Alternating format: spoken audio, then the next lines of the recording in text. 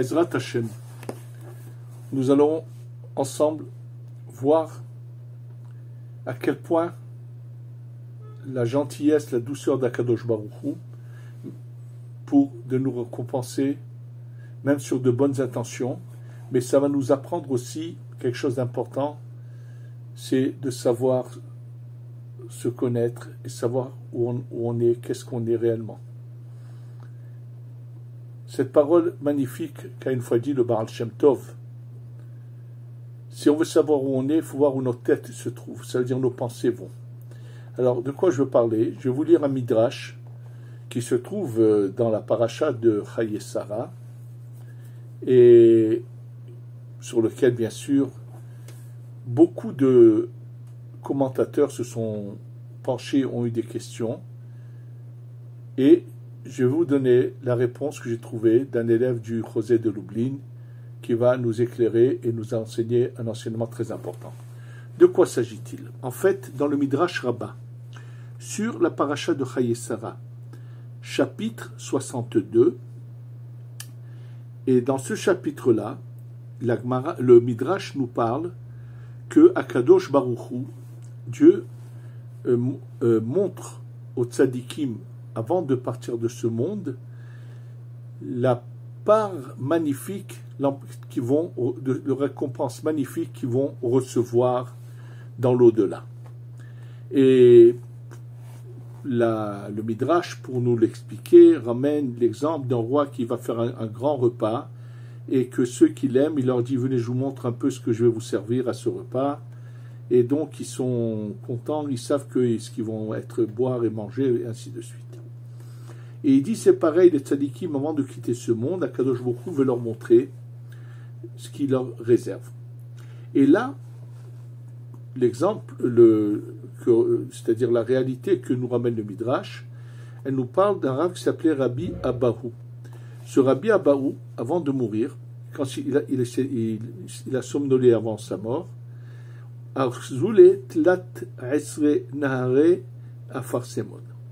on lui a montré 13 fleuves de ce mot Afarsemon, était une sorte de parfum qui avait quelque chose de très particulier. C'est une image, bien sûr, qui fait une allusion, quand on parle de 13, on fait une allusion à un endroit très très élevé, là-haut, qui est en relation avec les 13 paroles de miséricorde que nous récitons, de El Rahum Vehanun Erechapayim, et ainsi de suite. Donc on lui montre qu'il a une récompense fabuleuse. Et là c'est marqué, Amar Léon, il leur dit, Ilen Deman, c'est ce que vous me montrez là, c'est à qui? Amrou Ledidach, on l'a dit, c'est à toi. Amar Ilen de Abahu, ça c'est à moi, c'est Abahu, c'était son nom. Vani Amarti Larik Yagati, le Tohu va Evel Kohi Chiliti. Achen Mishpatai et Hashem. Mishpatai et Hashem. Il dit, et moi, je pensais, quand il voit toute cette récompense qu'il attend, il dit, ah bon, je pensais que je m'étais fatigué pour rien. J'avais donc dépensé des forces de manière inutile, et voilà que finalement, je vois que ce n'est pas le cas, et que je reçois une récompense fabuleuse. Alors sachez que, bien sûr, ce qui a surpris tous les commentateurs, c'est comment Rabbi Abahu, qui était un grand tzaddik, qui a enseigné la Torah, qui était un personnage très particulier avant qu'il quitte ce monde, lui rendit visite, ses élèves, son entourage, un des grands de sa génération. Comment peut-il prononcer ces paroles? Comment peut-il dire que tout ça est à moi, et je pensais que ce que j'avais fait était loin de tout cela, je me suis fatigué pour rien. Pourtant, il est évident qu'il savait très bien que Akadosh Baruch Hu, sache la récompense que Akadosh Baruch Hu réserve aux tzadikim dans l'au-delà. Donc, il le sait, il l'a appris, c'est rempli partout dans l'enseignement de nos sages, que Akadosh Baruch Hu, bien sûr, va donner une récompense. Alors, pourquoi a-t-il pensé un instant l'inverse? Et le commentaire le plus beau que j'ai trouvé à cela, et d'ailleurs je vais après vous emmener des preuves à cela dans un autre endroit dans la Gemara également, il arrive souvent dans la vie que quelqu'un veuille faire de bonnes choses, de bonnes actions, mais ce n'est pas toujours possible de les réaliser. Ça arrive combien de fois dans la vie? Je me souviens, quand je suis arrivé en Eretz Israël, la première année, j'ai habité à Bnei Brak, et un jour, je vois quelque chose qui avait été diffusé. Il s'agissait de 3 jeunes enfants en bas âge, dont je ne me souviens pas. Je pense que la maman était partie. En tous les cas, on cherchait des familles qui seraient prêtes à les adopter. Et quelqu'un de très proche que je connais avait très envie de faire cette mitzvah, bien qu'il était marié avec des enfants, de vouloir adopter ces enfants-là, au moins un d'entre eux ou les 3. Mais il n'est pas seul, et bien sûr, son épouse ne se sentait pas capable de faire cela. Maintenant, le fait que cette personne ait voulu, c'est un exemple, hein, il y en a beaucoup d'autres exemples du genre.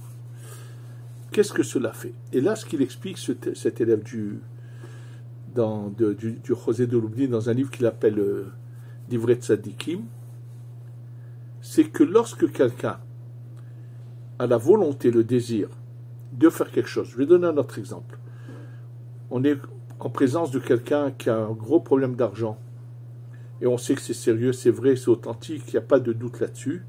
Il y a quelqu'un qui dit « Ah, si je pouvais l'aider, si j'avais les moyens, je lui aurais donné la somme d'argent qu'il a besoin, ça le touche vraiment à cœur. » Eh bien, il dit « Sache une chose, que le fait que toi, dans ton cœur, tu as eu cette envie puissante, vraiment authentique et vraie, de vouloir faire cette bonne action, sache que ça va provoquer qu'il y en ait un qui va finalement la faire dans la pratique. » Et là, dans ce cas-là, l'enseignement est que Akadosh Baruch Hu va te récompenser comme si que toi, tu avais fait cette action. Bien que tu ne l'aies pas faite, le fait que tu as voulu, tu as désiré, tu n'as pas pu la faire, Akadosh Baruch Hu te le compte comme si tu l'avais fait. Sachez que ça peut arriver à tous les moments de la vie, surtout celui qui se sent lié à Kadosh Baruch Hu, qui est toujours dans le désir de faire du bien. Combien et combien de fois il peut se retrouver dans des situations où il a envie de faire les choses, même qu'il ne peut pas les faire. Et là, c'est l'enseignement. Rabbi Abahu a eu ça plusieurs fois dans la vie où il a voulu faire des choses, mais qu'il n'a pas pu faire. Et avant de quitter ce monde, on lui montre des récompenses, même sur des choses qu'il n'a pas fait. Et il dit quoi? Même sur cela où j'avais que l'envie, où j'avais le désir uniquement de le faire, mais que j'ai pas pu faire. Donc c'était comme si à quoi ça sert que j'ai eu cette envie puisque j'ai pas pu aboutir. C'est ça ce qui veut dire dans le sens j'ai travaillé pour rien. Ça veut dire j'ai eu de belles pensées, de bonnes envies, mais qui n'ont pas abouti. Donc c'est en vain ce que j'ai eu comme bonne pensée. Et là il découvre, on lui montre que non, que Akadosh Baruch Hu te récompense sur ces bonnes pensées que tu as eues. Et sachez que cet enseignement, je vais tout de suite vous le montrer dans un autre endroit, selon des belles paroles de Rabbi Zouché dans Masechet Houlin. Je vais tout de suite vous montrer un exemple vraiment semblable à cela, qui est vraiment l'explication de ce midrash, qui se trouve dans ce livre qui s'appelle Divrei Tzadikim, d'un des élèves du Chosé de Lublin. Et là, on va voir tout de suite la Gemara dans Masechet Houlin. La Gemara dans Masechet Houlin, Daf Zayin, page 7, au premier côté de la page, et on va voir la suite. nous parle de Rabbi Pinchas ben Yair. Rabbi Pinchas ben Yair, bien sûr, qui est à l'époque de Rabbi Shimon ben Yochai, il est surtout très connu par son âne particulier, comme vous allez voir tout de suite, de quelle sainteté et comment cet âne est devenu, arrivé à ce niveau auquel il était. Alors Rabbi Pinchas ben Yair prend le chemin pour aller récolter de l'argent pour racheter des gens qui avaient été kidnappés, et on était prêt à les relâcher que si on donnait une rançon. C'était malheureusement des choses qui arrivaient fréquemment, ce qu'on appelle pidyon shvuim. Donc Rabbi Pinchas ben Yair est en route, et lorsqu'il arrive dans un cours d'eau qui s'appelle Ginae, il lui dit donc qu'il fallait maintenant traverser le cours d'eau, et si pour le traverser avec une barque ou un embarquement, il fallait aller loin, ça l'aurait obligé à contourner de beaucoup le chemin. Or, lui, il était pressé d'aller ramasser cet argent. Donc, quand il arrive à cet endroit-là, il dit au fleuve, Halokli mimar, s'il te plaît, coupe ton eau, ça veut dire, fais comme ce qui s'est passé au moment de la traversée de la mer Morte avec le peuple d'Israël, et lui il dit à ce fleuve, allez, ou bien ce qui s'est passé avec Yoshua également, quand ils sont rentrés en Eretz Israël, il lui dit, coupe-toi en deux pour que je passe. Et là, bon, parce que je vais faire le désir de mon Dieu. Et alors, le fleuve ne veut pas, refuse. En fait, l'ange qui là-haut représente ce cours d'eau, se met à dialoguer avec Rabbi Pinchas ben Yair en lui disant, toi tu fais le désir de Dieu, mais moi aussi je fais le désir de Dieu de passer à cet endroit-là. Toi c'est pas sûr que tu vas pouvoir finalement sauver ces gens-là. Moi ce que je fais c'est sûr. Et là Rabbi Pinchas ben Yair lui dit, écoute, si tu ne coupes pas ton eau tout de suite pour que je passe, je décrète que l'eau n'arrivera plus dans ce fleuve-là. Donc il lui impose, et effectivement tout de suite, l'eau du fleuve se sépare en deux. Il traverse donc il traverse le fleuve. Et tout de suite, l'eau revient. Il leur dit attendez.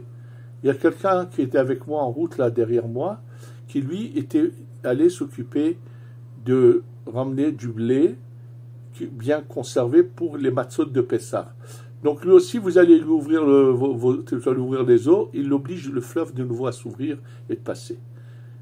Et de nouveau, l'eau revient. Il leur dit, non, il y avait avec nous en route un non-juif, un arabe, qui nous a accompagnés tout le chemin. Et c'est comme ça qu'on se conduit avec quelqu'un qui nous accompagne. Pas du tout, lui aussi est avec nous. Vous allez ouvrir tu vas ouvrir tes eaux pour que lui aussi passe il était avec nous en route.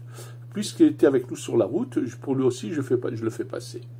C'est ce qu'il fait. Et là, Agmara, bien sûr, d'être en extase que la grandeur de Rabbi Pinchas ben Yair, il dit aussi grand que Moshe et les 600 000 personnes, il fait couper l'eau en deux pour faire passer lui, pour faire passer les